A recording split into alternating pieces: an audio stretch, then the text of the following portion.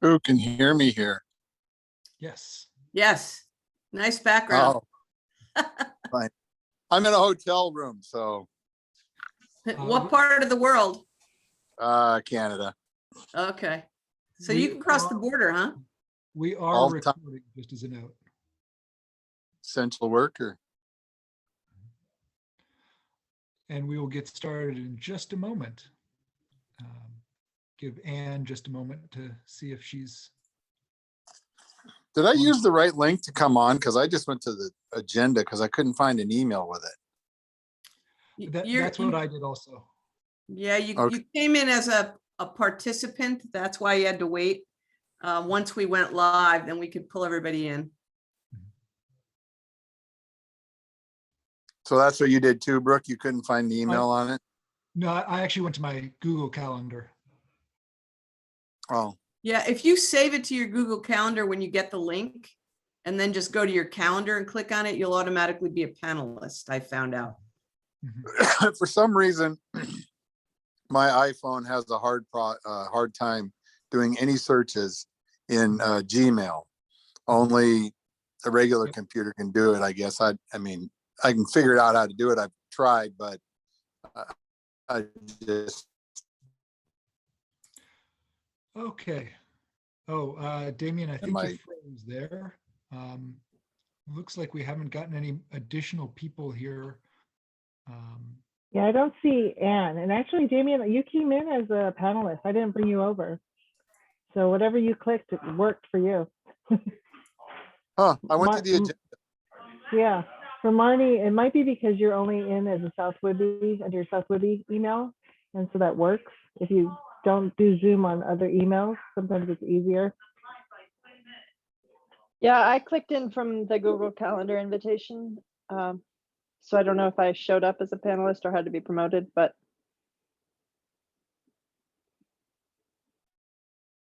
Yeah, I don't know if you guys came right in at 6:30 or if you were in the waiting room. I'm I was in checking- the waiting room for a short time. Okay. I kept telling it to sign in under my South Whidbey account on Zoom, and it obviously keeps defaulting me to a different account. So I think that's just technology. Yeah, I'm I checking- don't see Anne in here yet. Anne is not here and Lori Johnson's not here yet. Lori just logged in. Anne is on her way, and once they are both here, we will get started.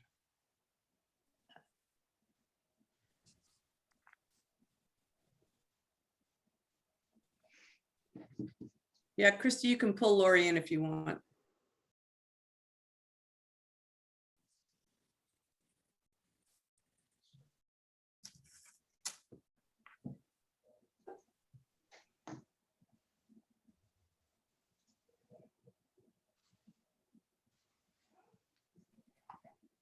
Hello. Hillary.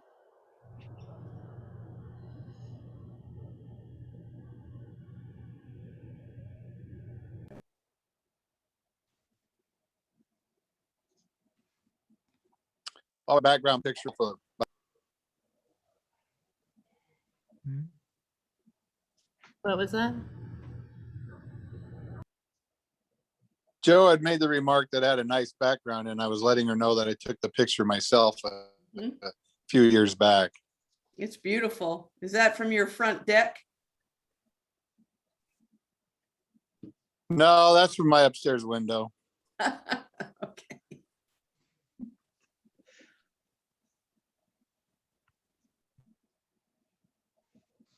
Okay. Anne is working on getting into the meet right now. So as soon as she is here, we will get started.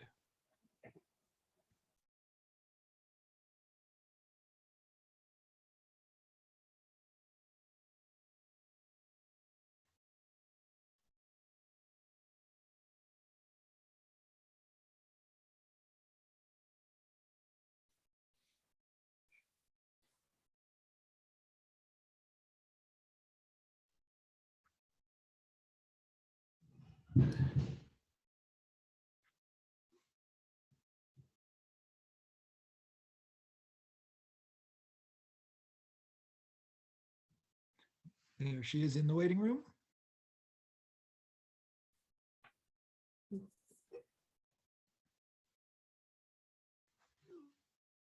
Can you, there we go. Great. Thank you, Christy. All right. Then since we are all here now, I will call the South Whidbey School District Board Workshop to order. We will begin as always with our land acknowledgement. South Whidbey School District would like to begin by acknowledging that we gather on the ancestral homelands known as Shikolchi in Lushootseed of the coastal Salish peoples on the lands of the Lower Skagit, Tulalip, Swinomish, Snohomish, Stillaguamish, and Suquamish, who have lived in the Salish Sea Basin since time immemorial and have hunted, fished, gathered, and taken care of these lands. We respect their sovereignty, their right to self-determination, and we honor their sacred spiritual connection with the land and water. Please join me in expressing our deepest respect and gratitude to the Indigenous people of this territory and for their enduring care and protection of the land in which we currently occupy and share through the Treaty of Point Elliott signed by 82 tribes in Mukilteo on January 22nd, 1855. Before we get started, I will note as always that we welcome and love to have community comment. As always, in the webinar format, it will come in via Q&A. If you have a comment or question that you would like to make, please enter it into the Q&A. It must be accompanied by your name and location, general location, Clinton, Langley, Freeland, whatever is just fine. I will not read anonymous comments, just as we would not allow anonymous comments in an in-person meeting. These workshops are for us to discuss topics that are on the agenda in particular. If there are important questions or comments on other topics, we will address them as we're able, but the majority of our purpose here is to discuss the items on the agenda. That being said, I believe we can get started with our agenda, which is the first two presentations. First, Lori Johnson from South Whidbey Cares Coalition. And just as way of introduction, Lori has been working with us through a grant that we received that she will explain. And she's here to talk to you about it. And welcome, Lori. Thank you for all you've been doing. And the work's been, I'm sure, difficult during COVID, just like everything else. There have been some perks and there have been some challenges for sure. I'm going to go ahead and turn my video off because I notice that I sometimes make faces when using 3 screens and that can be distracting. Christy mentioned making me a co-host so that I can share. I don't know if that's already. You should be able to, yep. Okay.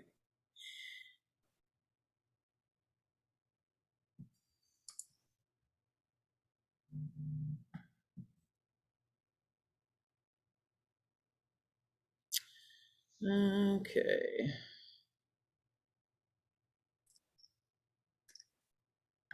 Is the share option coming up, Lori?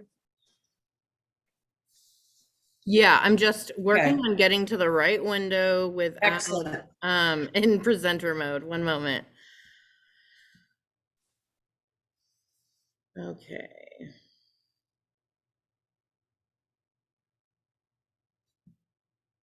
Okay. There we go. So you should see a page with our logo and then the South Whidbey Cares Coalition.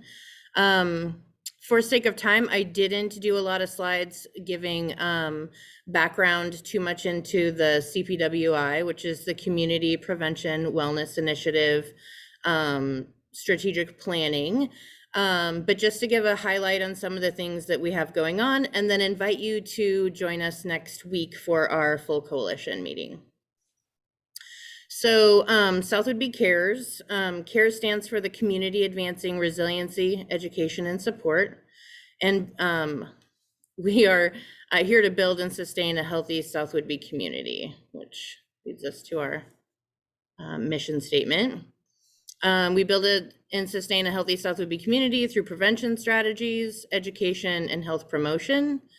We do this by applying prevention science and implementing strategies that promote the health and wellness of our community, such as reducing access to opioids, increasing family management and communication, through a variety of evidence-based enrichment opportunities, which I'll share with you shortly. We use the science of the positive framework that helps us balance the use of hope and concern. Some of our celebrations for this year is we were able to implement a 14-session virtual delivery of The Incredible Years to parents of preschoolers.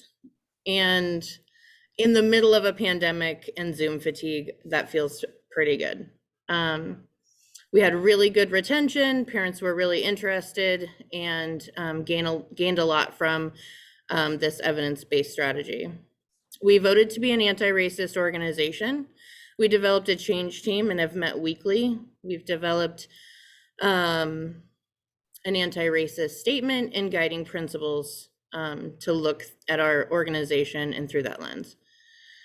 We've held a drive-through drug take-back in October. We collected 20 pounds of medication, not all of them opioids. I'm sure there was some blood pressure and some other things in there. However, 20 pounds is double what we collected in the previous drug take-back. Youth, this is where we've benefited from COVID. And when we were in school, our youth club was only able to meet for 20 minutes during lunch twice a week while scarfing down food. This faithful group has been meeting every week, 1 to 2 times a week for at least an hour on their own accord. So that feels like a little bit of a pandemic win. This is a picture of our drug take back. We have one coming up Saturday, April 24th from 10 to 2 p.m. We'll be at the same location, right in front of the community center. We'll still be masked, and it can be a drive-through, so you don't have to get out of your car. Our South Whidbey Student Wellness Group.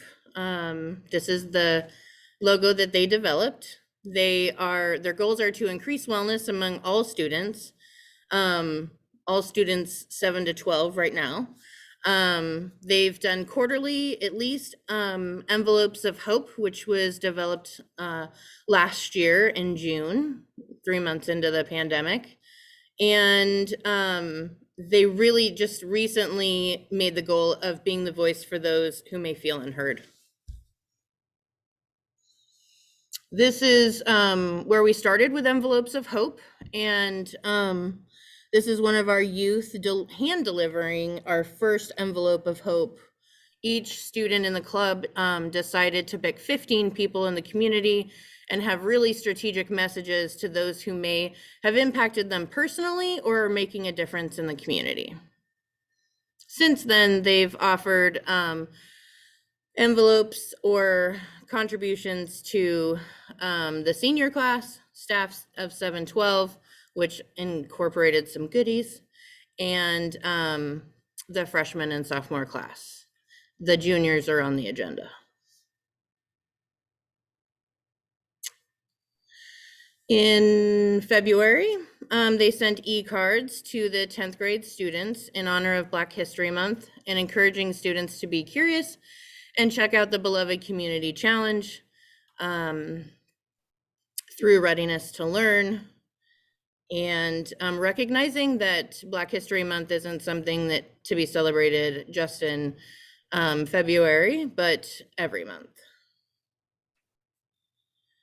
And right now, their current project is working on messages of hope to the whole community in a partnership with Readiness to Learn in the Community Center.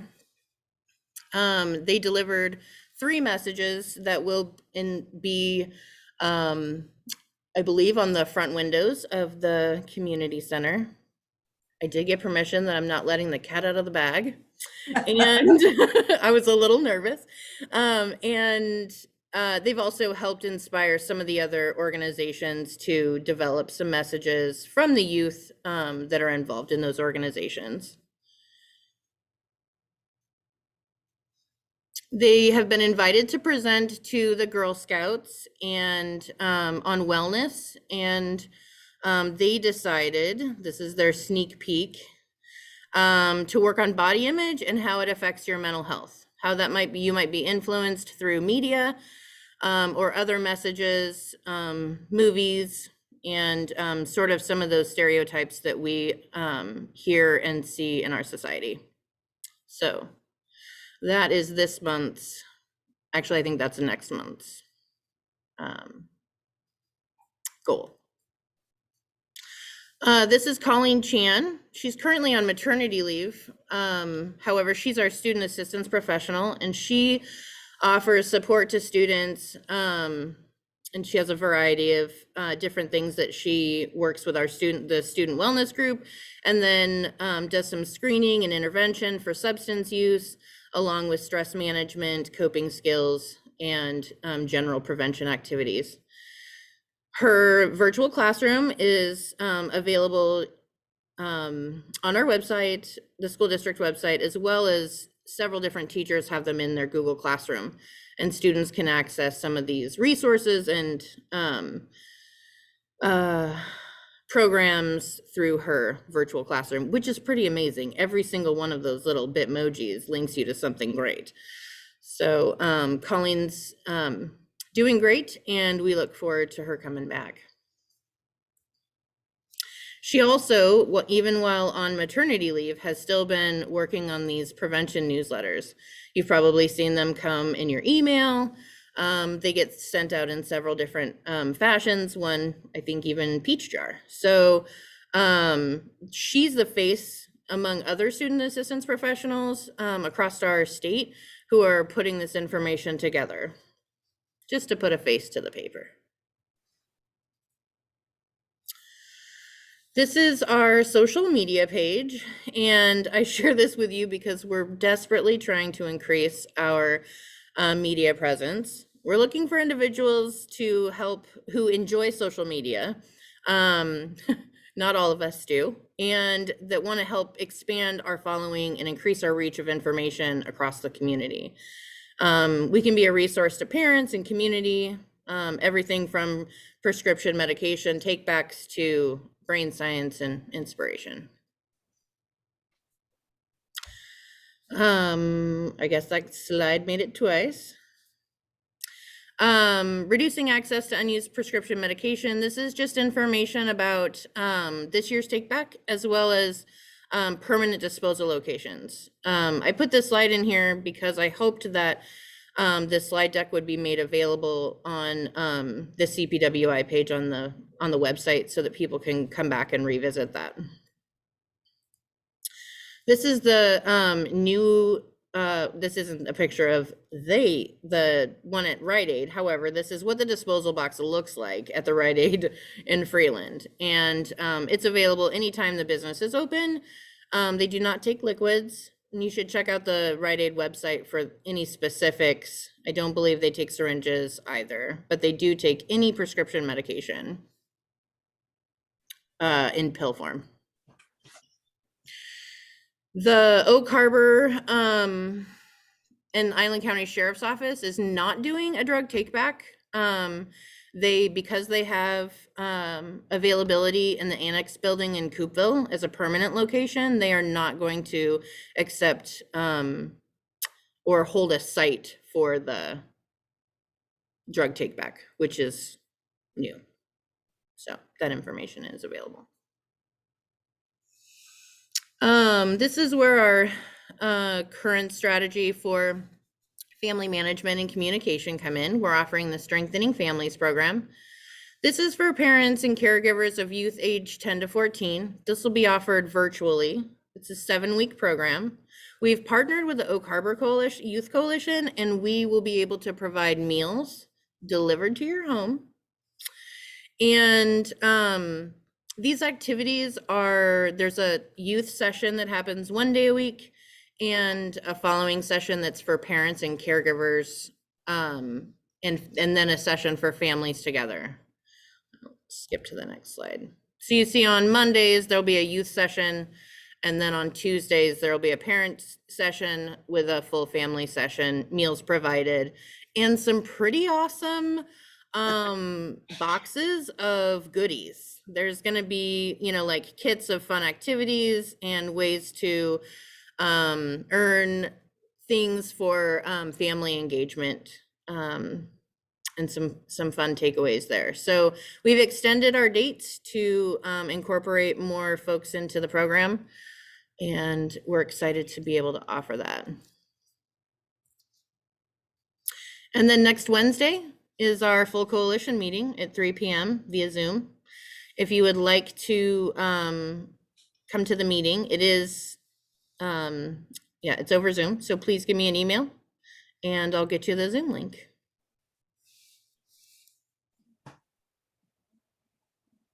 That is it. Thank you. Oh, there we are. I'm like, where's my stop share? Here we go. Well, thank you very much, Laura. That's You're welcome. a ton of stuff that you guys are doing, which is fantastic. A lot of great programs. I would open up to any questions or comments from board members or the community. My question to you would be, what is the program currently going on that that the students involved are most proud of?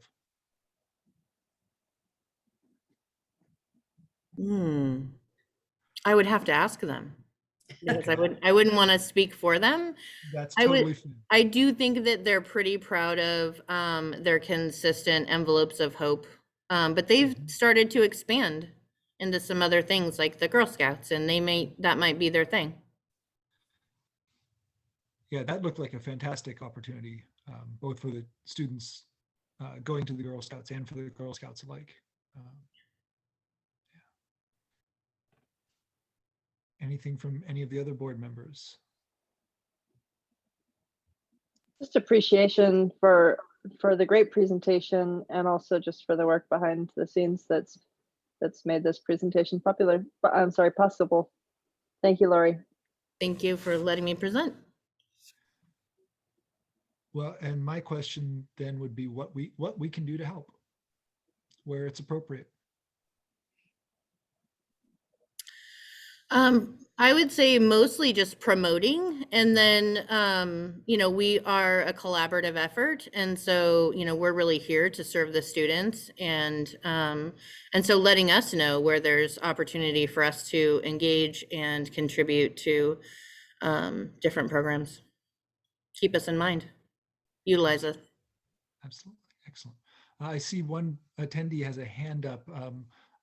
If you have a question or a comment, please utilize the Q&A function, including your name and the community that you're a part of. And I will read that comment and then we can address it. Lori, what's the best way to get a hold of you and your office if we do have questions or want to participate in some way? I am most available by email. I am in and out. I work remotely and in the office at the community center, so phone's probably not the best, but definitely email. I'm pretty responsive. Thank you.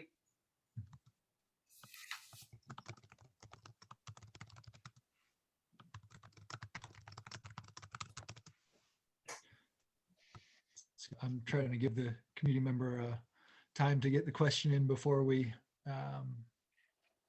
move on to the next topic.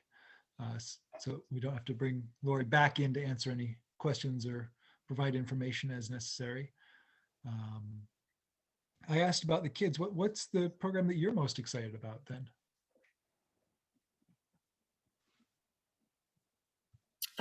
We just did some transformational leadership training, and we're going to be just kind of digging a little bit deeper into the science of the positive and how to bring in positive community norms and highlighting what our community is doing well as what we might be concerned about, and creating some messaging that increases hope in our community. Excellent. I took a sneak peek at the question. It is on a separate topic, so we can address that afterwards. To the person commenting, it looks like it got cut off midway through. So if you could take a look at that and continue on with your thoughts, we'll move on to the next presentation and come back to that, since that is not something directly associated with either of the presentations we have tonight. So thank you again, Lori, both for the presentation and for answering the questions that we had. Thank you, Lori, for all the work you're doing. Appreciate it. You're welcome. I will send this PowerPoint to Christy. And Yes, if she wants please. to upload it, that would be great. She will do that. Thank Great. you. Thanks so much. And the next topic on our agenda is our K-12 civics instruction. Ms. Phillips, if you would. Yeah. take it. So thank you, Kayla, for doing all this work. Once again, Kayla is our outstanding principal intern, which is kind of like being an intern, where you do everything that everyone asks you to do and then some. But we've had a number of questions directly and indirectly about civics and how our students learn civics in our district. And so Kayla's here to provide us with a K-12 perspective of all the things that we do and the requirements around that. So Kayla. Yeah, thank you. And I'll say thanks for this opportunity. It was fun to see. I have more of a lens of a 9-12 experience with this, so to be able to talk to K-8, K-12 to see what's going on was pretty cool.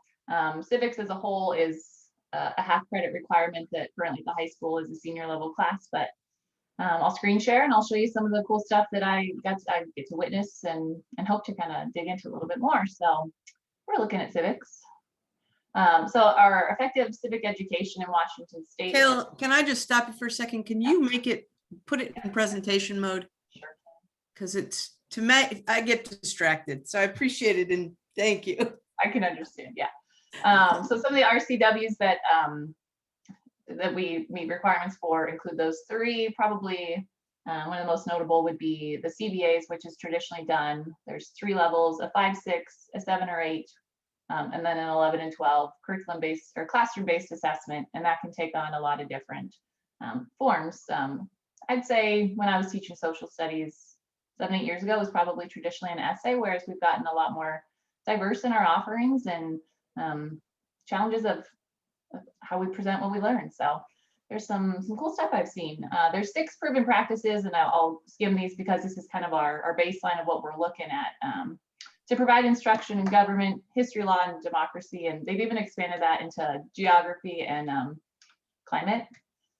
Discuss current, local, national, and international issues in the classroom, especially those that young people view as important to their lives.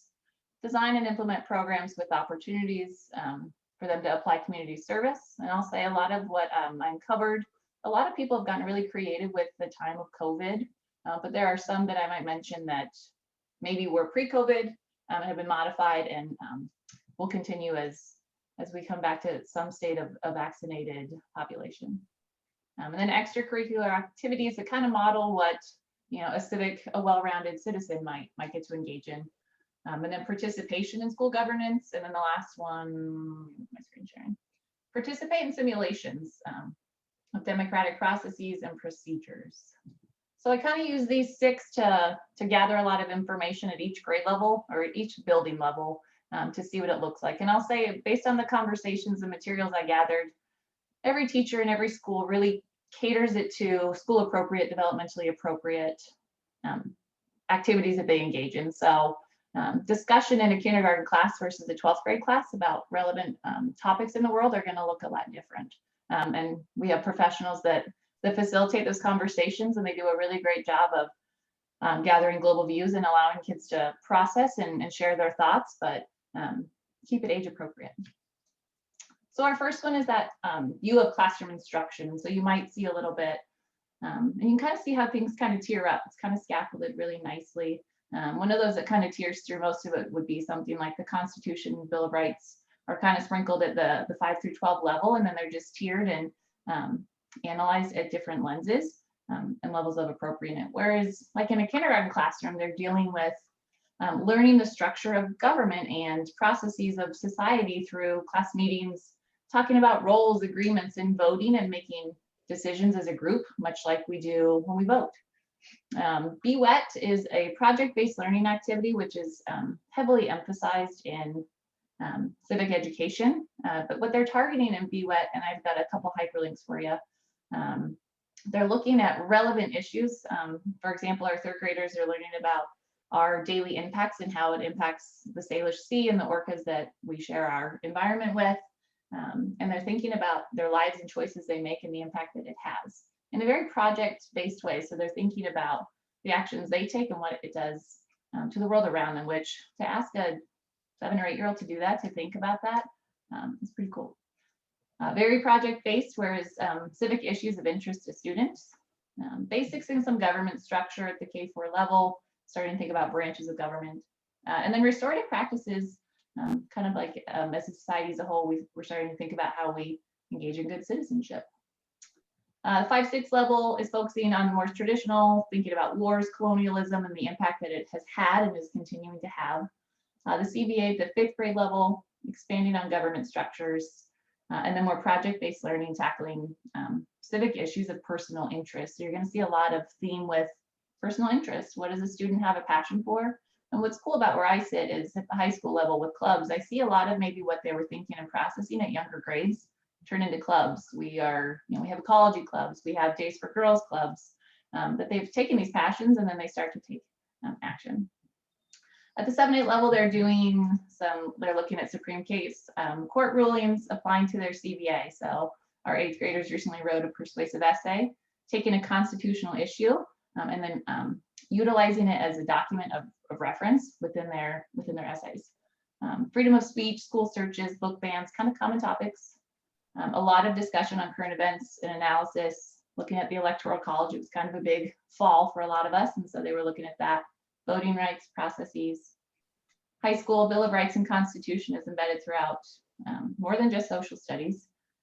Discussions on current events and the role of federal and local governments. Research and analysis of Supreme Court cases.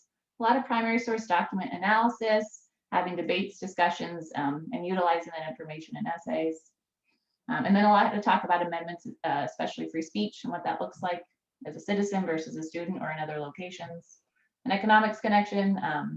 In marketing, I do food truck simulations, so they look at cost of things and how they utilize laws in the economy to maybe become an entrepreneur. I know this is a lot of text, but there's just so much that that I saw in each building, so you'll have to forgive me, but I was just kind of overwhelmed. Discussion of current events. Again, at every grade level, you're going to see teachers utilizing their professionalism to shape that conversation to be appropriate developmentally and a safe conversation for students. The K-4, they look at, like I was talking about in BWET, focus on environmental impact, both locally and globally. They utilize scholastic news to look at the world through equity, inclusion, diversity, teaching tolerance. A lot of class books looking at diversity, tolerance, acceptance, inclusion, and building community. That's a really strong scope and theme that I saw in K4. K6, same thing, and they're also utilizing Scope and Newsela for evidence, understanding more of the Electoral College, and then comparing our voting systems to other countries. And then focus on response, feelings, questions, actions, and acknowledgement of current events that may have taken place. 7-8, using those primary sources and starting to look for bias in articles and how to interpret that and recognize it for our own consumption. Focusing on global issues like climate, equity, and freedoms. They have a common book study at each grade level, looking at current events. At the 9-12, grade level engages in discussion, source analysis, again, looking for bias and discerning good evidence and good sources. Locally, nationally, and globally, comparisons to past current events, trends, laws, and human behaviors. And it's in a lot of different courses that come together on that. A lot of student focus is learning about free speech and what that means to them as a student and then as a citizen as a whole. Our third area is service learning. And again, this is somewhere pretty modified due to COVID, but we are still finding creative ways to get students involved. K4, if you've driven by, you see that beautiful school garden. And there's a lot of school to island and community connection within that. The NOAA Be Wet Stewards of Environment, they're cleaning beaches, and they're working through their watershed grant program. Third grade is, if you just saw the Navigator newsletter, you saw Lori O'Brien and their salmon eggs raised, hatched, and released. And so they're bringing that impact back to the orca population. It's right outside our door, but they're recognizing their actions and the results that it has. And the backyard project, which bleeds across a lot of areas, but our beautifications with Parks and Rec. 5-6, more support with watershed, Be Wet, and that grant. They wrote holiday cards to our Maple Ridge residents. Typically they would go there. So they made some modifications this year for safety. They ran a food drive. They had some competition against 7-8 this past late fall. And then a personal items drive. Spring events they're working on right now, driven by student interest. Holiday House and then Jogathon fundraisers. 7-8 modeled a lot of those, but the Builders Club works on Pennies for Patients, and Hearts and Hammers is where they start to get looped into that. That builds into 9-12. They engage in bake sales when it's safe. Car wash, and then students spend a lot of time thinking about where they want their money to go and what areas they want it to impact. At the high school, we have a lot of connection with Rotary. They have adopted our club that is now Interact, where they're working with Hearts and Hammers, again, whatever is COVID safe. Beautification projects of our trail system that many of us benefit from. We have a Days for Girls Club that did a feminine hygiene drive. They did one in the fall. They'll focus on one in the spring, and those products stay local, but also can impact beyond our community. Salmon dinner, and then those funds go to support other people. Our Spanish club has sponsored a student named Julio. He's a Guatemalan student for the past 6 years. You'll see a picture of him in a little bit. And I talked to Ms. Gokenauer, and she's, it's kind of like an extended student for her, almost like a son. They've supported him for 6 years. The Walk for Water event supported by Kiwanis. Our students went down. It's a Seattle event. Hasn't happened. It's happened virtually for the last couple of years. Veterans Day sign waving. We try to get creative with how we connected with our veterans this year, since we couldn't bring them in and honor them in that sense. But we, so you might have seen us at the corner on Veterans Day, just sharing our love and respect for them. Volleyball usually does a cancer fundraiser each fall. UNICEF drive, Toys for Tots, some mentorship amongst high schoolers to elementary school and some middle school students, all connecting to think about how their role impacts others. Fourth one of 6, extracurricular activities, K4, art enrichment, the gardening farm school. A lot of these that have kind of been highlighted. Music still is in collaboration, some wild math, where they're really starting to connect that cliche question, like, when am I ever going to use this? They're starting to be able to bring those connections together in what could be perceived as fun, and connecting math to the real world. Snow Isle is a book club in our 1 through 4 program. And then we have programs with Deception Pass State Park. 5-6, band really gets going, and they never stop because Harshman just keeps them forever. They have some clubs. They utilize the garden as well. They have a pretty broad ASB. It seems to be very well populated, a lot of student voice involved in that. Art, outdoor program and activities, works with Parks and Rec. 7-8 ASB starts to get more formalized, and they tend to overlap with Builders Club. A couple of other clubs, they're kind of they're dormant a little bit right now. We're hoping to kind of ramp those back up soon. Sports have been intramural based for 7-8 this year, but the kids that are doing it are really having a great time. And we're hoping to bring that back more as we're able. Art enrichment offerings, band again, jazz band will kind of start. They previously had journalism, school newspaper. I've read some pretty amazing articles by 7th and 8th grade students within that, and the robotics. The high school has 22 clubs. Probably our most notable for civics would be Model UN and Interact. Days for Girls, Spanish Club, and Social Justice all target, in some capacity, all 6 of these areas that is student interest and student driven. Band and choir, jazz band, sports, ESB. We send students to leadership camp with students from all over the state. And we run a student store, so they're looking at economics and money and finance and cheer. Okay, 2 more. I know this is a lot of information, but some cool stuff out there. So thinking about school governance, we want to think about how students are starting to engage in thinking about themselves as a citizen, in this case, a citizen of their building. At the K4 level, they run a school-wide ORCA code thinking about our participation and development and how our actions impact others. They have classroom jobs, learning how to function as a community. You know, many hands make for light work at the younger levels. Morning meetings, setting up intentions and expectations to think about what a good community member looks like. They work together to make class rules and agreements. They think about duties of citizenship wherever they are in the building, and those restorative practices to create a stronger community. 5-6 has that broad ASB representation where they're hearing a lot of different student voices. Cougar Paws are student awards, modeling civic duties and pride. And then Cougar Pride Awards, those role modeling, service learning, and positive participation that are elected by teachers each month. 7-8 has ASB representation in both grade levels. Their clubs are most prominent with Builders Club. Restorative practices are really heavily emphasized at this level, really starting to help students recognize what their actions have impact on others. So thinking about beyond the impact it might have on themselves, but what it might do to their community or the persons it impacted. And then change makers, specifically, it's a group of students that focus specifically on plastic in our schools, and they looked at inquiry, what plastic is, and then its long-lasting effects, and then their action included taking change and ideally removing plastic water bottles and getting reusable water bottles for every student. So that's pretty cool, the way they're thinking about their future. The high school has ASB. We function with an executive board, class officers. House of Reps was active pre-COVID, where we had 2 reps from each advisory class. So we were hearing from a lot of student voices. And we have Jordan here. So he's practicing school governance. Each club has to upload a constitution with roles and reps, much like you would in any form of government. We have student reps on our committees like USL, Ethnic Studies, and Environmental Science committees. So we're really trying to engage students in multi-generational discussions about, you know, what's best for moving forward. And then inter-high, we work with other smaller schools within our league. Traditionally, we hosted here, feels like forever ago now, and talked about issues within our community and how we can support one another. Last one is simulations of democratic processes. This one is, I would say, more 9-12 heavy.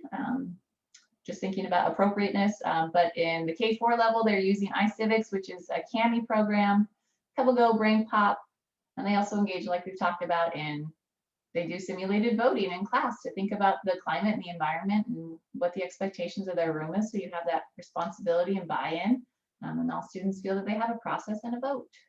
Similar to K-6, we want students to think about themselves as a citizen and encourage civility and active participation in the process that we all function within every day, whether we take an active place in that or not. At the 7-8, they're looking at Supreme Court cases, and they'll engage in mock trials based on real ones and have simulated processes of federal or state court experiences to see what outcomes might look like. Electoral college simulations, a little bit of conversation about census, that was a hot topic this last fall, winter. And they also have school-wide input, discussions on climate, expectations of one another, interactions. What does that look like? Encourage to model civility amongst each other, staff to staff, students to staff, students to students. At the high school, we have a new club that is thriving. It's been really cool to watch develop. Model UN engages in mock UN events, targeting current issues. We have 2 coming up that our students will work with King County students, and they'll represent a country and think about legal issues and current events and take a stand. We have our mock car crash that we do a simulated court scene every year, so our students are really seeing the legal action and the process of the court system. Mock Supreme Court trials, hypotheticals driven by research, and students utilize laws to think about what the outcomes might be. School, we always want to get student input, so a lot of surveys on climate, SEL, advisory topics, to bring them, to get them really ready to be a well-rounded citizen. Voting processes in a lot of different ways. And again, House of Reps and inter-high. I got a couple images for you because I just want to show you some of the great stuff that's been going on. This is the Walk for Water pre-COVID. Students, they carry jugs of water. What they're doing is thinking about how lucky and the gratitude we have to have access to clean water, and then hopefully bring clean water to other places. This is Julio, their student in Guatemala. These are some books at the K-4 level that students are allowed to read and check out to learn more about civics and being a citizen. Brain Pop and Pebble Go are used supplementally to think about what it means to be a good citizen. And then here are some of our amazing high school students in the cold of November, just thanking our veterans. It's the reach we could do. We engage with a lot of community members. This is our student store students a couple years ago working with the amazing Beth Smith at Mukilteo Roasters, learning about the economy, what entrepreneurship does, and what that does to stimulate an economy and bring all that together. Holiday House support, and then this is Inner High, where we're looking at how laws are impacting what we as students can do as students and athletes, and collectively bring it all together. I got a couple sources from you. OSPI is the boss that tells us what to do, should you be interested. And then a couple of those have some hyperlinks above about the Be Wet initiative and some of the materials that we have really great teachers doing some really cool stuff.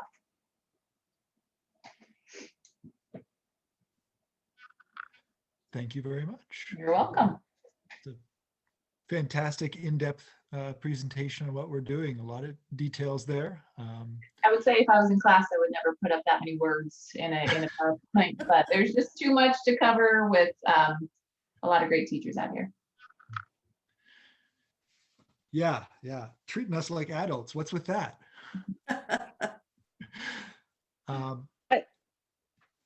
I've just got to say, I'm so impressed with the relevance of the content and just the real life skills that students are being invited into. And it's such a pleasure to see education being so incredibly relevant to contemporary social conditions and challenges. Thank you. 9-12 level, I see students are hungry for this information, and they want to have these discussions and the opportunity to explore it. That with this structure, I think it's a healthy way to offer it. I saw a lot of voting focus in 5-6 in particular. Is that every year, or is that just every 4 or 2 when voting is a big topic of discussion? I think discussion based is probably, it seemed to be more relevant on an election year. Part of the curriculum and discussion about voting and voting rights and what it looks like in different countries, in the sense that in some places it's a national holiday, whereas other places it's absentee, and how we function. I think the opportunity on an election year, whether local or national, just allows for more discussion or more relevance. When you can say, what'd you see driving in today? Oh, I saw signs. All the way down the road. So still part of the content discussion, but offers itself probably an easier entry when the kids are exposed to it so much.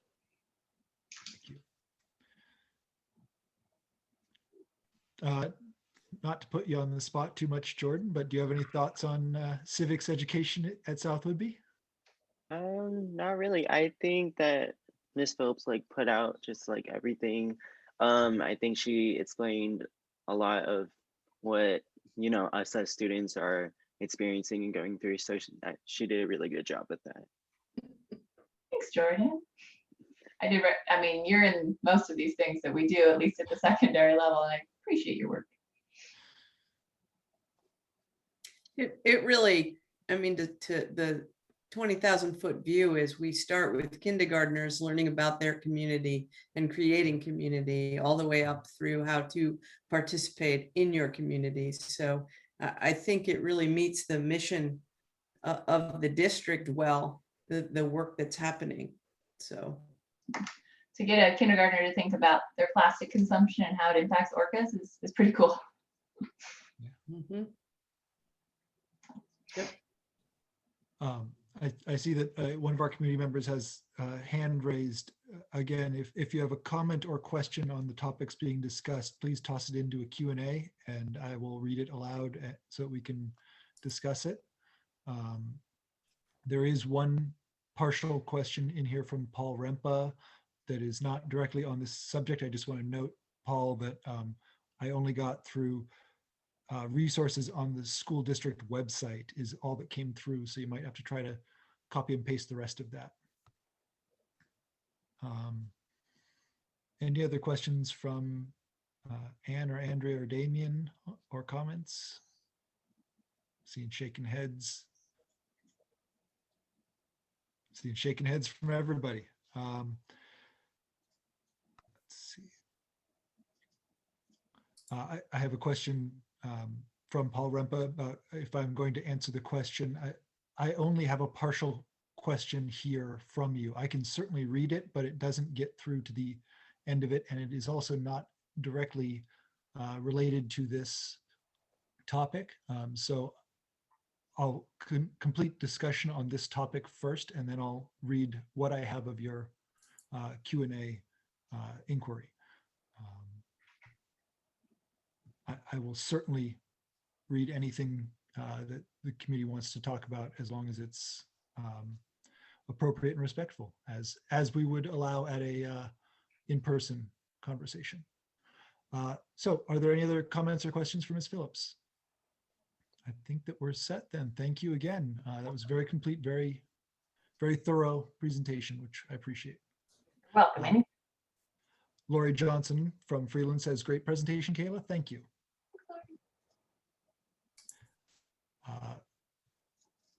Lorinda Newton from Clinton asks, can the civics PP be available to the public? The PowerPoint, absolutely.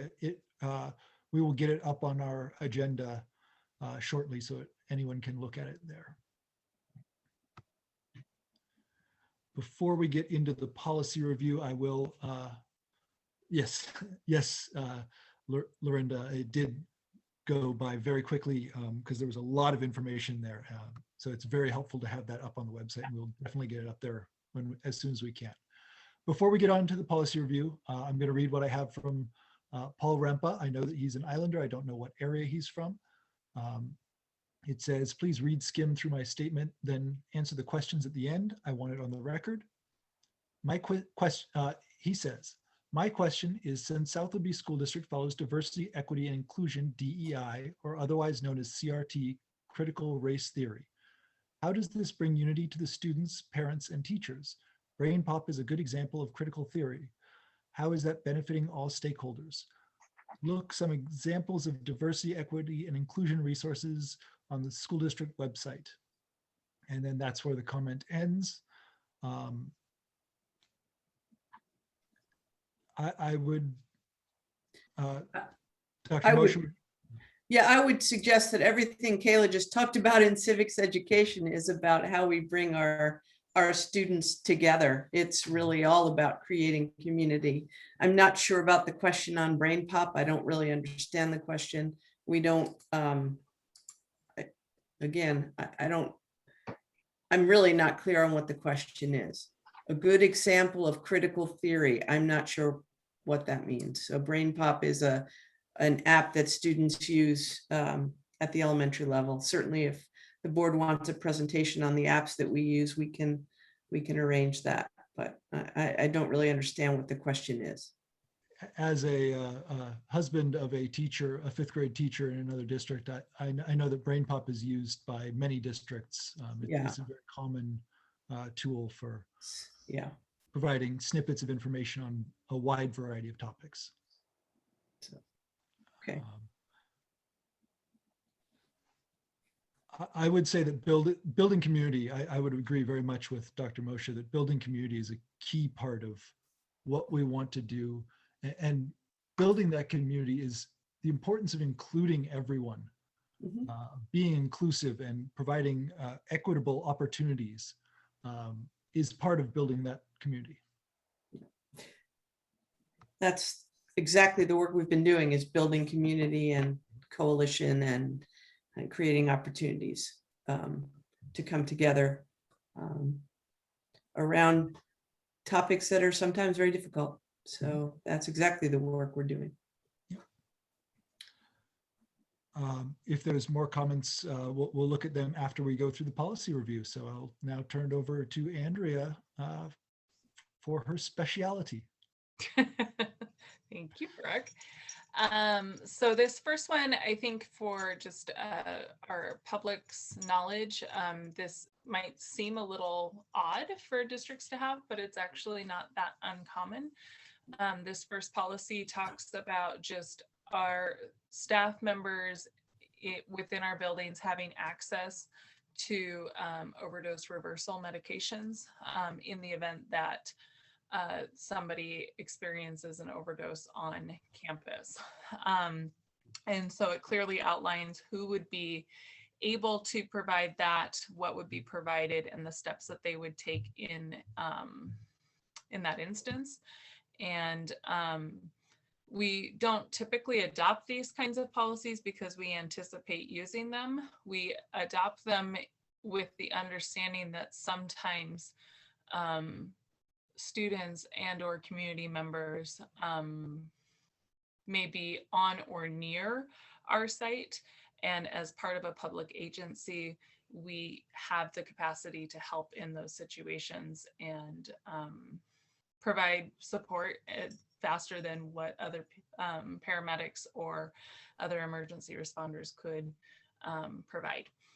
So I say that saying, if, you know, moving forward with this policy, it's not with the assumption that it is one that we use often, but that it is a proactive policy. And so I would open it up for the board members' input about anything that they noticed in it. Typically with these kinds of things, they're pretty technical. There isn't a whole lot of room for philosophy. Yeah, I saw a good indication of possibly getting it through donations, which would limit the financial impact, which is fantastic. Yep. Yeah. And a lot of medical agencies like firehouses or hospitals will donate medication to be provided. I just had a question about whether each of our high schools is an appropriate term for a district this size. I suppose we do have South Whidbey Academy, which I wouldn't consider a separate high school, but I'm wondering if we might just address whether that language should be singular. I think, Joe, correct me if I'm wrong, but since South Whidbey Academy has different codes, it's a different building code, isn't it? It's a different program code, but we utilize the same staff. So it would still be the same nurse. It's one building. You know, it would cover, you know, the whole 712. So I do think that, you know, making it singular or making it secondary campus is fine. Yeah. You know, maybe secondary campus is the best use of the term. Yeah, I would agree with that. I was curious about that too, and was assuming it was just boilerplate from larger districts. Well, it's from WASDA, right? It's the recommended policy. So it's a good idea to make it specific to the district. Yeah, those 2 points were the only ones that jumped out at me. Thank you. And you know, it's timely given Lori's presentation. I mean, we know that this is a reality in our community and communities across the country. And so the Narcan is one of the brands that can be used. And it's actually available at Rite Aid. You can get this. It's been used even if the individual is not in an overdose situation, but appears to be, and the medication is used, it won't hurt the individual. So it's kind of like, although an EpiPen is not the same as that, but you know, we have nurses who have standing orders for EpiPens in the case of an anaphylactic shock. So it is in that line of thinking that you have an emergency situation you want to be able to react to. Seems pretty straightforward to me. Unless there are any other comments, I think that we can probably. Gwendy has a question about what is the training that is required, and the training would be on identification of somebody experiencing an overdose, and then how to administer and monitor the person until help arrives. And that training, we have had several staff engage in that training in recognition, most especially our nurses. I mean, this is really directing that the nurses would be the folks doing that, but we have had training in our district for identifying individuals who may be under the influence or in an overdose situation.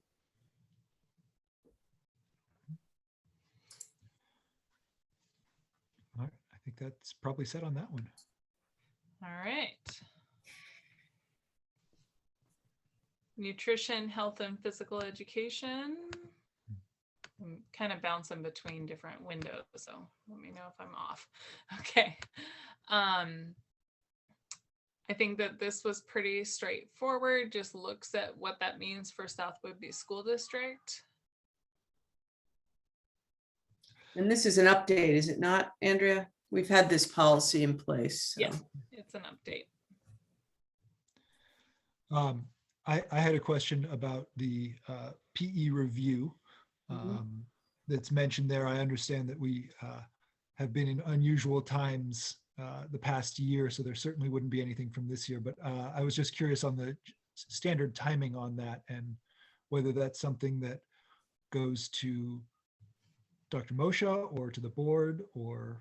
It actually goes to OSPI. We annually submit, and actually in Kayla's presentation, you saw the term classroom-based assessment. We have to provide a report to the state on specific things, and this is one of them. So Jeff Fankhauser is actually in charge of submitting that. He gathers the data and submits that to OSPI on an annual basis.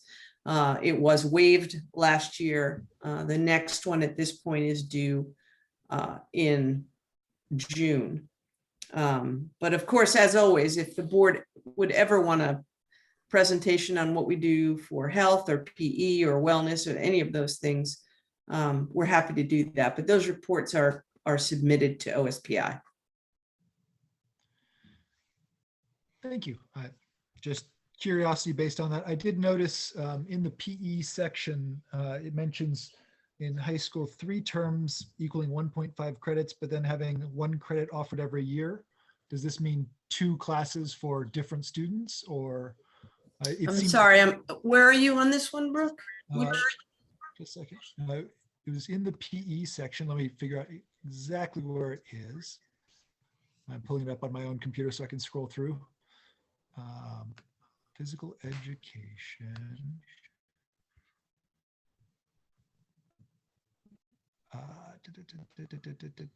The district will offer 1 credit course. Is that what you're looking for? Yeah, and actually the last line on the page above that, it said all high school students are required to complete a minimum of 3 semesters, 1.5 credits. Yes. Physical education and 1 semester, half credit of health education. And then down 2 bullet points from there, it says the district will offer a 1 credit course or its equivalent in physical education for each grade in the high school program. Right. So we offer it. We don't require it. Got it. But the requirement is the one listed above. Got it. Just wanted to make it felt like a disconnect, but that makes sense now. That one's the requirement. Just as a reminder, our students are required to take 30 credits to graduate. 24 of them are what the state requires, so they have opportunities for electives. So students can take PE electives. In fact, I did. They actually have the opportunity for 32 credits over the course of their 4 years. So they get lots of opportunities to try and explore other areas. We also require, the state requires 1 CTE or career tech course, and our students need 2 to graduate. So again, it gives them the opportunity to explore.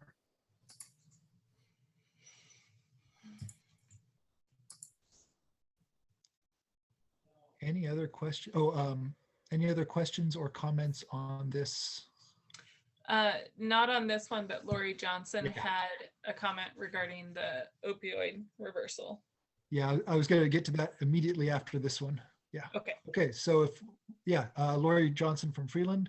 We hope to never have to use an opioid overdose reversal medication. However, we don't want to have to wait for law enforcement or an EMT from Whidbey Health. Our fire department does not carry Narcan. I would encourage more than one person being able to administer and make sure those folks are available at extracurricular events, dances, etc. It's a good point. Yeah, that's definitely something to consider. That seems like it would be more than the normal school day, more of the time when something like that might crop up. Yeah, at those big events at school, we do have an EMT on site. So that is available, but yeah, we will through the nurses have people available to administer it and to know what they're looking for. We've done that work and we will continue. But having the Narcan available on site is what this policy allows for. Excellent. That leads us to the last one, I do believe, unless there's any more comment on this. Okay, social media. All right, so this one is really focusing in on just the management of the social media accounts that represent school districts for the primary. There is some language around like recognizing that when you comment on things and such that you could be seen as representing the school district, or you could be representing the school district, and to be mindful of that. But this really looks at kind of just the understanding of who, for lack of a better word, who owns the page, the social media page.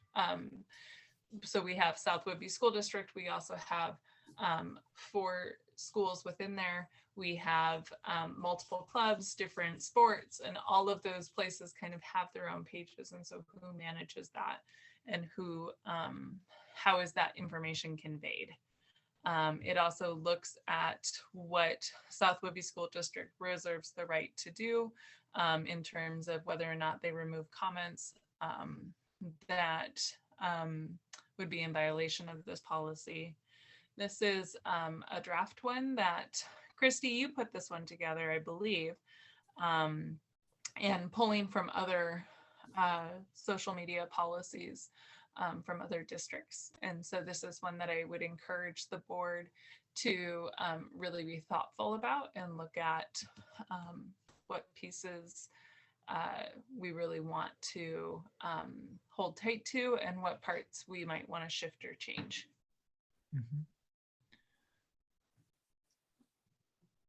Yeah, there's certainly some interesting connections between public records and removing comments that might have obscene language or any of the other contravened types of language. But I'm sure that Christy has looked into all of that because she's always on top of those things. Yeah, it's you know, we have the right to maintain our own page. We do, you know, check with council on these things, and Christy does have background, and we've checked with other districts. So, and Christy is also our public records officer, so she understands what is and is not a public record and what we have to maintain. Yeah, I think that these social media accounts are incredibly valuable for answering quick questions and providing information, although clearly it's always best to go straight to the source for questions. Yeah, and the real basic reason for those platforms for our school district is to put out information and to you know, provide positive media. If people have questions, comments, concerns, there are avenues for that, and the social media platform is not that. I do think it's valuable to have the ability to comment, which is great, because sometimes it is just a little question or clarification that can be very helpful for the district or the person commenting. So I think that that's great. I completely understand wanting to have policy in place to remove offensive comments. Yeah, or, comments on particular personnel or things that are just not, what we would allow in a public meeting, let alone on a public posting. Yeah, I was going to suggest basically treating it like the school announcement board. Right. The same sort of stuff you wouldn't allow on there shouldn't go on Yeah. in comments on our social media. Yeah, I would agree that this policy will be very valuable. I think it's well written, and I just really celebrate the usefulness of Facebook as a way of getting news to students and families, because Facebook is such a popular platform. And so anything we can do to continue to maintain the usefulness of the tool is a step in the right direction.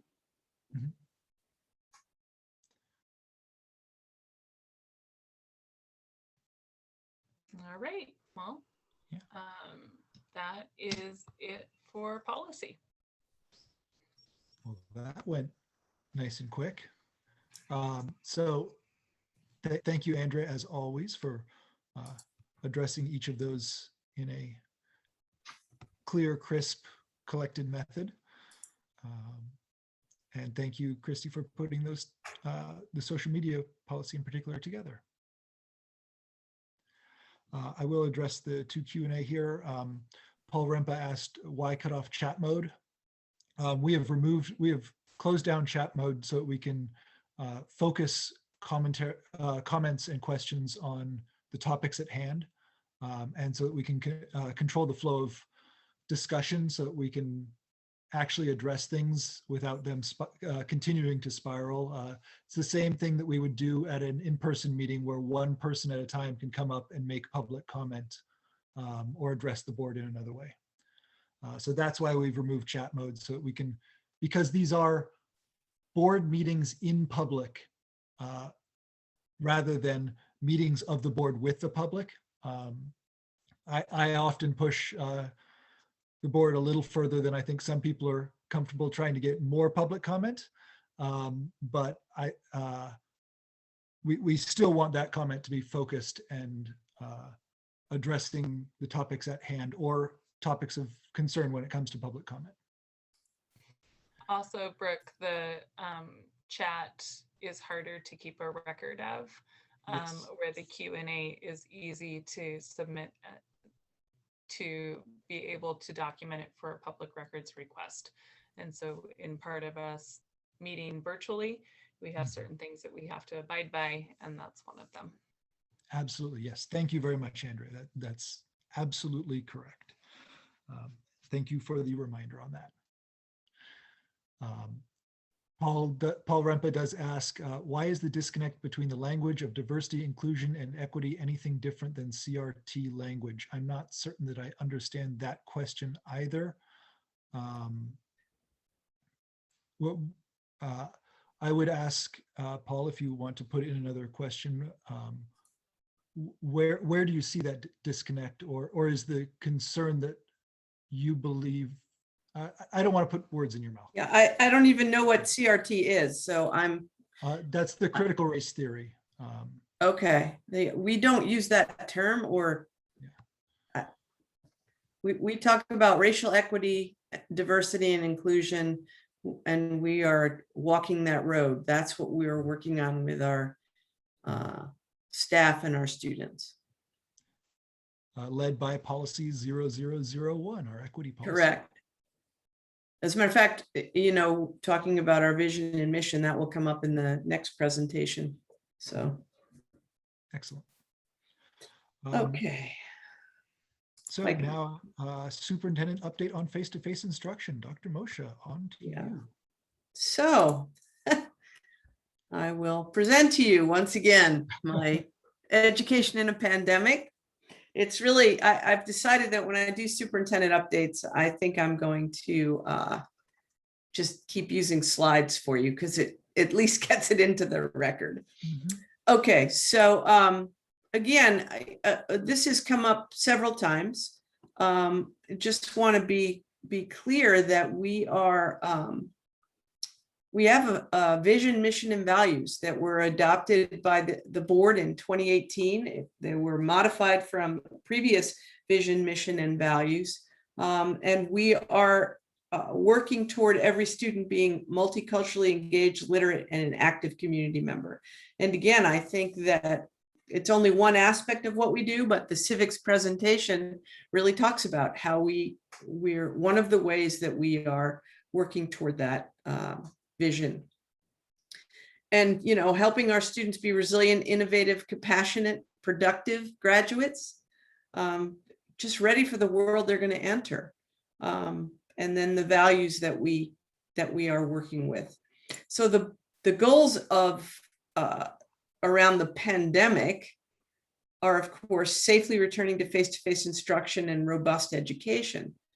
But the board was also quite direct with the superintendent. The superintendent had two very clear goals this year, to return us safely to face-to-face instruction and to continue the racial equity, diversity, and inclusivity work of the district. And both of those goals are ongoing and are the focus of all that we do and everything we talk about. While we are also working on social emotional learning and academics and you know, making sure our students are fed and transported and all of the other work that the district does. So in terms of face-to-face instruction, we continue to be in the middle of a global pandemic. I know I personally am feeling a little bit more relaxed because we're vaccinated, but at the same time, we still are wearing masks, taking precautions, staying 6 feet apart, washing our hands, and avoiding exposing our students to the potential or anyone else who may be vulnerable. We are in phase 3. As you probably saw from the news, some counties in our state moved back to phase 2. We did not. We continue to be in face-to-face education for K-12, 6 feet apart. It's hybrid. For most students, they are here 2 days a week and then remote for 3 days a week. Athletics are underway. I want to put a little asterisk on this one. We are doing well, and I don't mean in terms of our interscholastic rating. I mean in terms of keeping COVID out of our athletics. We are unique in that. So I just want us to be mindful of staying very careful. There are districts around us, very close to us, and you know, it's no secret. For example, the entire fast pitch team almost is in quarantine in Camano, Stanwood Camano, because they have incidences. There are many teams that are unable to compete because they have had an exposure and then the team goes into quarantine. So we're being very careful and we'll continue to be very careful, but we're just not out of the woods, I guess is my point. We all know that, but I'm emphasizing it. End of the year activities are being planned. Notice went out, for example, to our seniors. And I know this was a concern, but it looks like we're going to do graduation in the stadium. The students will be in the grandstands and their community will be on the field with tents if the weather necessitates them, but that's the plan. It's still too soon to determine exactly how many folks can go, but we're hoping as many as 4, at least for a student, if not more.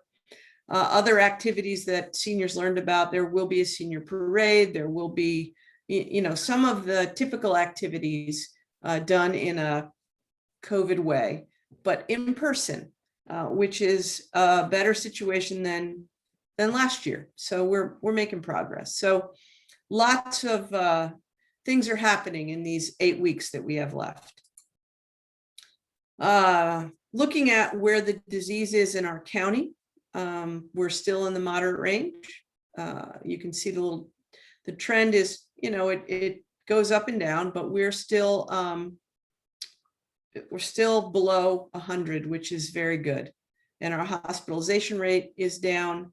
and our ICU bed availability is there. So we're still, as a county, in a good situation. Not perfect, but certainly good. There are counties in our state where this number is actually 0. And there are counties in this state where this number is in the 400s. So we are considered low, and that's good. And, folks are being careful. This I thought was an interesting statistic. We are seeing the disease in young people, right? So we know that the vaccination started in our older population and worked its way down. So you can see, what's happening here with who is getting COVID. So we continue our mitigation. Our staff are vaccinated, and enough time has gone by that for most everyone that it's 2 weeks since their second one, but not everyone, but we're close to all staff who wanted to be vaccinated being vaccinated. Wearing masks at all times, regardless of vaccination status, 6 feet of distance, hand washing, cleaning, ventilation. As of Monday, we will be testing on site. The kits are here, the nurses are trained. A letter will be going out tomorrow to all our families and staff, letting them know that testing will be available on site and the process around that. So that's another helpful piece of our mitigation efforts. So we also know, and while we're talking about this tonight, is the governor indicated a change in the guidance around schools. And so schools across the state are doing what we're doing tonight, which is discussing it individually based on our community and our decision-making, what we want to do for the remainder of this school year. This is only about the next 8 weeks. We know that we will open in the fall with the 3-foot distance. And we're not clear on the criteria for other activities like lunch and so on. But right now we know the criteria is that if you go to 3 feet, that's for students. Students can be shoulder to shoulder within 3 feet of each, or 3 feet or more from each other. But staff have to be at least 6 feet from students. And anytime there is a mask off, it's at least 6 feet. So anytime students eat, or a staff member is, getting in between 2 students, there's got to be distance. If the COVID rate goes up, then of course it changes everything. So the guidance is there if we choose to use it. We've done a lot of talking over the time since we got this information from the governor and the CDC, the Department of Health. And as I indicated in my letter home, we talked with staff. Staff are kind of mixed. What they want is more time with students, but what they don't want is an increase in COVID. So we've come to a little bit of a middle ground. OSPI, by the way, has approved our current plan as meeting what they were expecting. So we're good in that sense. We have enough time in school. We're increasing our end of day as of Monday, 1:45 for the K4 and 1:30 for the 512. That'll be right in line with the number of hours we have to be in school. But we've established a schedule. I know that it took us a while to get into face-to-face, but we're in it now and we have a schedule. In terms of the idea of moving to 3 feet, what we would like to do is continue to prioritize the students who need more. If we have space, for example, and a student needed another day a week of instruction because they really needed to be caught up, or they needed individual time with a teacher or a small group with some intensive support, we could do those kinds of things. But the idea of the entire system going to a 3-foot situation and increasing the number of students across all campuses all days is not what we want to move to for these 8 weeks. Still a lot of concern about variants, still a lot of concern about students being unvaccinated. And that, that won't change, but the older kids it will change for, and they're the ones that we most worry about, are the older students in terms of their spreading of COVID. And we can't cohort at the 512 just because of the way classes are arranged. Students change classes. There's a lot of contact potential. So our recommendation is that we maintain what we're doing for these 8 weeks, and that we focus our attention on end of year activities and the planning that we have to do around getting ready for summer programs and next fall. So this planning is to be inclusive, and I've been talking with you about this, that by June 1, we have to adopt it, which means by the end of May, I've got to put a plan in front of you. And I, of course, only have this information on it, no template yet. Template's supposed to be here from OSPI by the end of this week. So I don't know the specifics. I was in a superintendent's meeting today, and I said, can you give me a sense of it? Is it a global plan that we can tweak, or is it very specific? We have to talk about, minutes per week and courses. And the answer was, I don't know.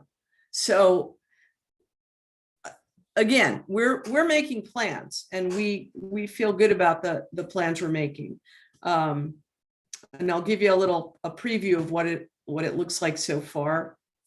So as soon as school gets out, via Readiness to Learn, we're going to be helping students get into summer camp programs should they want to, regardless of their ability to pay, so that we can scholarship those that need it. We can provide transportation potentially. And this is all through the ESSER funds that we've talked about. That additional financial support that's coming through allows us to be able to do this. We are increasing our compensatory services now. For example, our remedial reading program, we increased personnel, and we're providing more support for our younger students around reading. We've added a social worker to improve social emotional support now. We're looking at offering summer school in August, not sure what that will look like, but there will be students who get incompletes because they're unable to get the work done for whatever reason. And so we're going to offer summer school in August. Again, we're trying to figure out how to do that so that students still get some summer break, but also we are gearing them up for the next school year and either helping them complete an incomplete or, up their skills so that they're successful in the next school year. Talking about smaller class sizes for next year in some areas, not specific on what that means yet. Does it mean an additional teacher that would be able to provide some small group? Does it actually mean additional teachers? We know that based on students wanting remote instruction, that will probably be in place for next year. People are still going to want to be able to do that. So the number of students on site will likely reduce. So how do we arrange our staff? We're trying to get a handle on what that might look like. And we know that we will probably have more staff on site than our enrollment would typically call for. But we're not going to reduce our staff. We're just going to use folks to really provide some intensive support because we have the additional funding for 1 year to do that. We've adopted a social emotional curriculum for K4. That's something that will be in place next year. You've heard about our South Whidbey parent support program, SWAP we call it, where parents are working with their children and teacher as mentor. And we're going to continue that. We're looking into doing it as an alternative learning option. We're also very seriously looking at creating our own online learning opportunity for those students who want to remain fully remote. And the other thing we're talking about is using Wednesdays differently. We had mentioned the idea of how would we use Wednesdays, would it be remote? What would we do?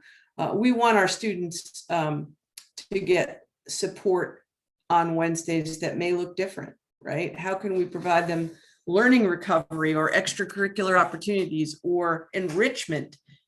Because not every student is behind. Some students have moved ahead.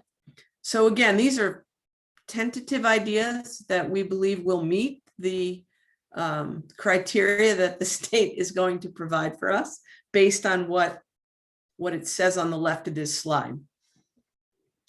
So all of that being said, what I would ask for the board to do tonight is to allow us to go forward. That's my recommendation. Allow us to go forward with our current 6-foot distancing and bringing students in as we can. But it is entirely up to the board as to whether you want to adopt 3 feet and have us move forward in that direction, or if you're comfortable letting us finish the year this way.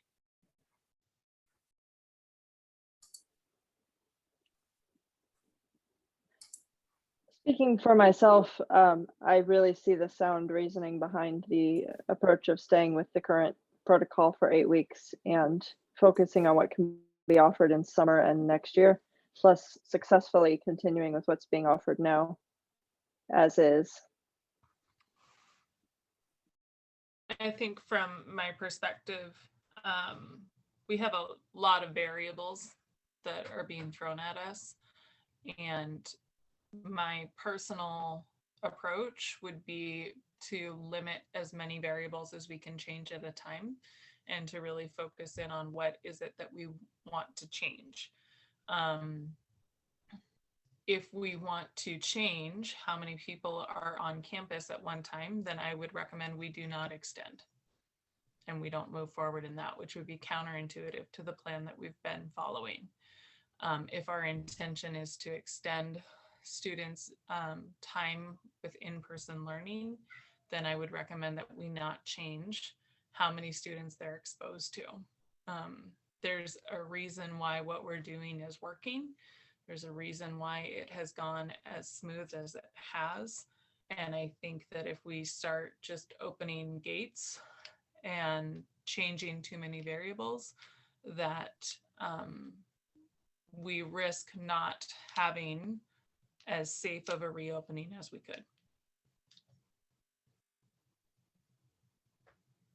Joe, I think you and your teams have done such an amazing job this last year and a half, year, however long it's been now, 47 years, really working hard to create plans and then execute them in the most, scientifically based and balance that with humanity and what kids need. And, I feel really proud of what our school district has done. And as a parent who's had kids at their kitchen table this year doing school, every single step has run really well in terms of having been thought out so clearly and having been executed so clearly. And so I think making changes midstream can be challenging for kids, and challenging, of course, for teachers and administrators, because all of a sudden there's a new set of rules and a new set of standards.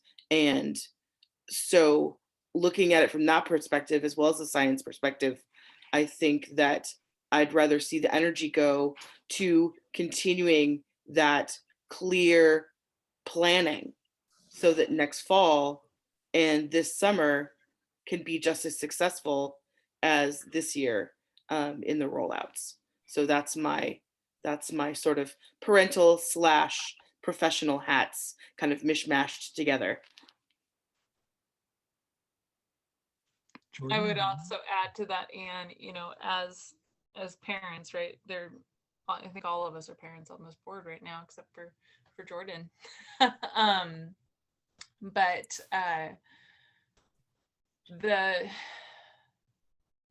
the impact of what this has done to families is not lost on us.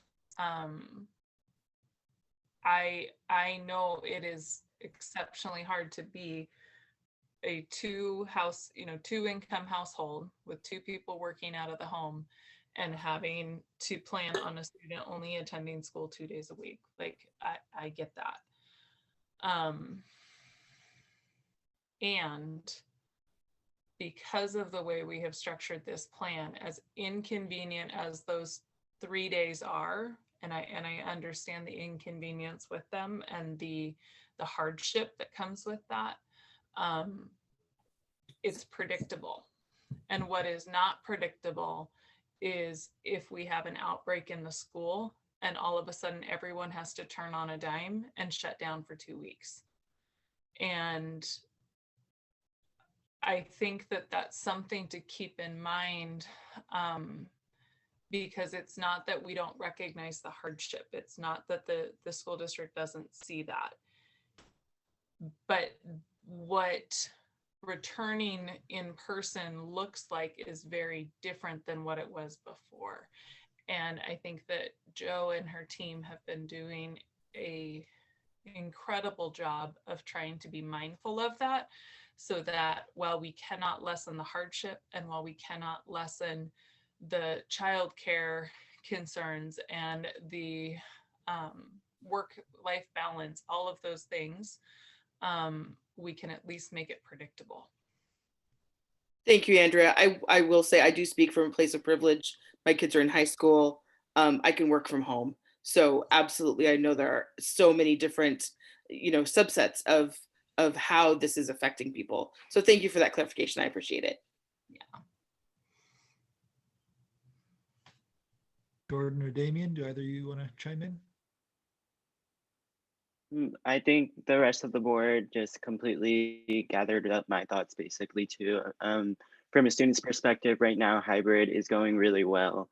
And I think just now, we've been, specifically high school has been just now adjusting to it. So bringing a new change to it, it's gonna change a lot.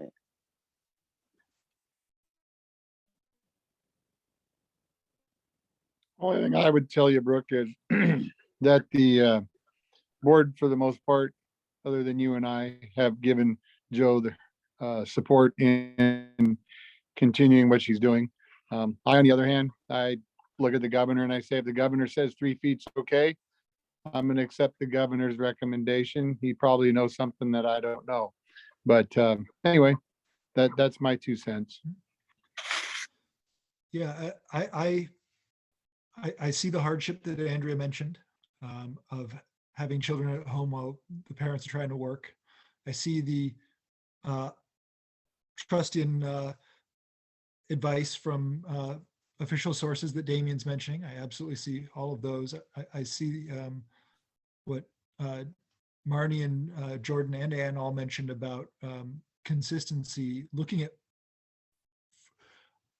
I've had an interesting view on this because I live with a teacher. I'm married to a teacher in Coupeville. And so I've seen it from that perspective also. And more, this is something that if Dr. Moshe's recommendation had gone a different way, I actually would have argued against. I think that keeping with this schedule we have is a very, very good idea, because I don't think we want that upheaval for our parents, for our teachers, for our students, with only 8 weeks left in the school year. I think that would be a disservice to the students and the teachers in particular, but and I can only speak for myself, but for the families as well, changing those routines that have been built. I'm going to take a look at some of these questions. I am also going to note, I will not read anonymous statements. It wouldn't fly in an in-person meeting. It will not fly here. We do have a couple of questions from Gwendy Hastings, Freeland. Do we have a wait list of students who want to return that would benefit from the 3-foot rule? We do not. Okay. And will there be a change in how instruction is given in-person, hybrid versus completely remote if we go back to phase 2? Not to phase 2, it would have to be a significant increase in the rate of disease for us to not stay in person as we are now. I mean, if we went back to phase 1, maybe, but not in phase 2. But Joe, that would not include if a classroom had to quarantine. No, of course not. If an individual classroom has to quarantine, we're still under those same rules. If, if we have an outbreak, which, is it hasn't happened in a school around us yet, that would shut a school building down. If we have an incident, it would probably shut a classroom down. But yeah, no, that would change for that group of students, but not if the rate of disease goes up or if we move back a phase. That's not what changes it unless it goes up significantly. What would change an individual classroom or a school building is actual cases, not in those buildings, not the rate in the county.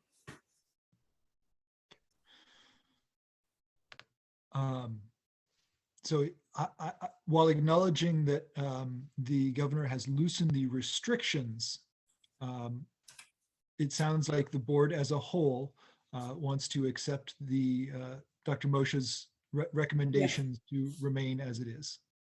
Yeah, and just to be clear on that point, I recognize that the restrictions are lifted. That isn't the request here. The request here is that we're just getting logistics down and we're underway with this model and doing a good job. It doesn't mean that we don't have some students in 4 days a week. It doesn't mean that we won't even extend a day for some of our students with special needs. It's the entire system moving to a 3-foot model that I'm asking we not do. So I recognize that the science is indicating that it could be done. If you look at the complete text of the governor's proclamation, it's a choice and it's based on a variety of issues and abilities for a district to do. As I said in the fall, it's 3 feet. It's not a choice. Right now, you have a choice, and I'm asking you to give us the time and stick with the 6-foot rule for now. Well, and if we had a significant more time in the school year, if we were at Right. halfway through the school year, I think that we would all. My be looking at- recommendation would be different if it was Yeah. halfway through the school year, right? I would say to you, we're gearing up and, in 3 weeks, we'll be ready to do this. But at this point in the situation, it just isn't reasonable. I do want to note that Damien has lost connection and says good night to everyone. So I believe that Dr. Moshe, I believe you have your direction from the board on this matter. Thank you. So we will stay the course and finish out the year, and I'll continue to update you. Hopefully we won't have to do anything different. We'll just finish out the school year. Yep. And thank you to the community members who commented. Thank you to the presenters. If anyone has further questions, they can certainly email the district at the appropriate level. If you have questions about a class, please contact the teacher as always. If you have questions about a school, the principal. If you have questions about the district as a whole, the superintendent first. And if you have questions about how the board is directing things, to the board as a whole. Unless there are any more comments or questions from the board, I will adjourn the meeting. This meeting is adjourned. Thank you and good night. Good night.